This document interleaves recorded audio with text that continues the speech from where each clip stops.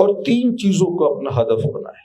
3 چیزوں میں اپنی صحت کا خیال رکھنا ہے. سب سے پہلے اپنی جسمانی صحت، آپ کا جسم کی صحت اچھی ہونی چاہیے. دوسری چیز اپنی ذہنی صحت، اپنی نفسیات کا خیال رکھیں. کئی چیزیں آپ جسمانی طور پہ سہ لیتے ہیں، نفسیاتی طور پہ نہیں سہ سکتے. آپ سنتے فلاں آدمی بڑا نیک تھا، اچھا تھا، بیٹے کا جوان بیٹا مر گیا بیچارے کا، ختم ہو گیا. ختم کیوں ہو گیا؟ نفسیاتی طور پہ کمزور تھا. روحانی طور پہ اس کا عقیدہ ٹھیک ہے، جسم اس کا چل پھر رہا ہے، لیکن دماغ کمزور ہو گیا. وہ باقی دونوں کو بھی کمزور کر دے گا.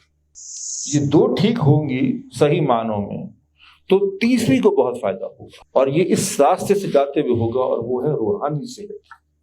جب آپ کہیں گے جی کا مطلب ہے اگر ہم یہ 2 کام نہیں کر رہے تھے تو ہماری روحانی صحت ٹھیک نہیں ہے. نہیں، میں نے یہ نہیں کہا. اگر آپ کے کاندھے میں یا آپ کے گھٹنے میں مسلسل درد رہتا ہے تو کتنا وہ خشوع و خضوع نماز میں کر لیں گے پیدا ہو.